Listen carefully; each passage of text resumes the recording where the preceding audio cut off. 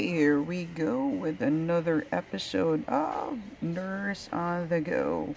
So, karon among food trip kay Anli na po ta. So, this one kay Japanese inspired anime dire sa Taishu. And that's the rate per person. So, kani siya makita ni nato dito sa J Mall. Mo ni siya ang gi indoors kadaghanan sa ato ang mga influencers, no?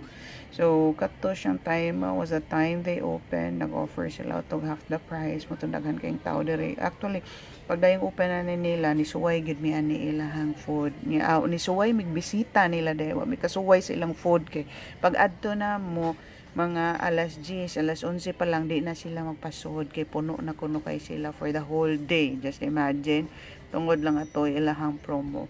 So, mo to nga sa decide na lang pod may nga to wait just for the regular rate kay basin dahil mo gamay ng tao. So, pag abot na mo dito, napagyapoy waiting, ano may kita basta popular gani hala magdali-dali dayon kay aron makauna sa dugtilaw sa kaning ilang mga gipang indoors nato. So, mo ni ang amuang vlog. We will tell you honestly kung unsa gyud among review ani nila. So, daghan silang mga side dishes and then kani po ng ilahang mga meat selection. And then nasa ni sila salad area. Unya with this type of dressing, unya pwede sad nimong imong salad, pwede nimo butangan nimong fruit, whatever kung unsay trip nimo bahala ka. Akong gibuhatan ni kay gidaghan na nako crab stick, so nagporma ra kog murag kanang kani salad nga ako ang kuan ba, own version. Nga kato siyang nindot kay pagkabutang kay mo to ilahang kanang mura ra gud to siya fruit salad no, gibutang nga cream, gibutang ras baso, that's it. And then, muna siya nga ang ilahang mga different selections sa ilahang sushi, sashimi. No, wala ni sila sashimi. Wala ni sila salmon or even tuna. These are just the katura bitong roll nga daghan og rice. That's it. Kana mga sushi nila. Different type of sushi pero more or less purok pareha raman sa gyapon ang gisod nila. So, sa ilahang sushi okay raman may raman siyang timpla ganahan ako katong mango nila a bit sweet Japanese music style na kato siya kay tikoy ilahang kani dessert di kay ko kauyo na ni kay pagkaon ako sa ilahang chocolate cake kay mura raman siyang chocolate cake sa bakery okay ra wa ra sad gyapon ganahan mo na chocolate cake sa bakery sige laban ra gid mo din ha unya they have this different drinks so puro na siya mga juice, na siya iced tea. Pero pag adto na mo dito was nahutan sila guys. So motong supposed to be if mayo gyud ni siya pagka-manage nga kanang buffet di gyud na sila dapat mawagtangan no guys kay mo biya na ganami gyud tag bugnaw no especially when it comes to drinks. Unya ang kanisa ding ilahang sabaw, I'm really sorry to be honest kay wa jud ko sa ko kauyon sa ilahang sabaw. Dili gyud ko motuo nga Japanese ang naghimo ani. So mura na siya kanang mulo. Pansit mulo nga gibutangan lag seafood gamay.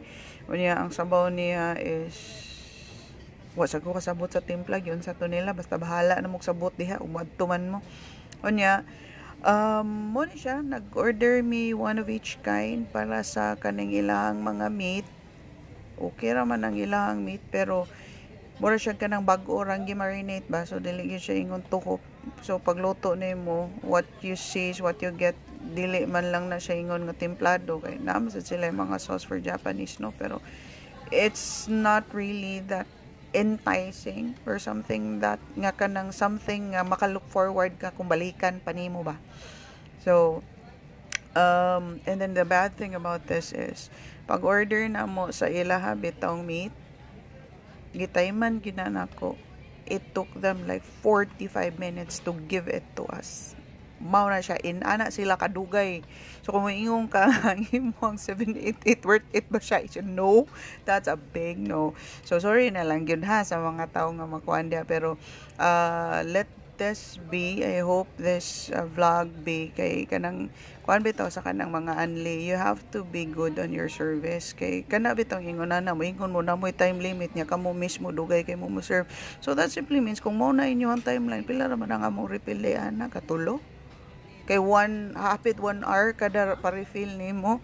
So ug moingon ka nga nindot ba siyang balikan, to be honest, there's nothing extraordinary about this place.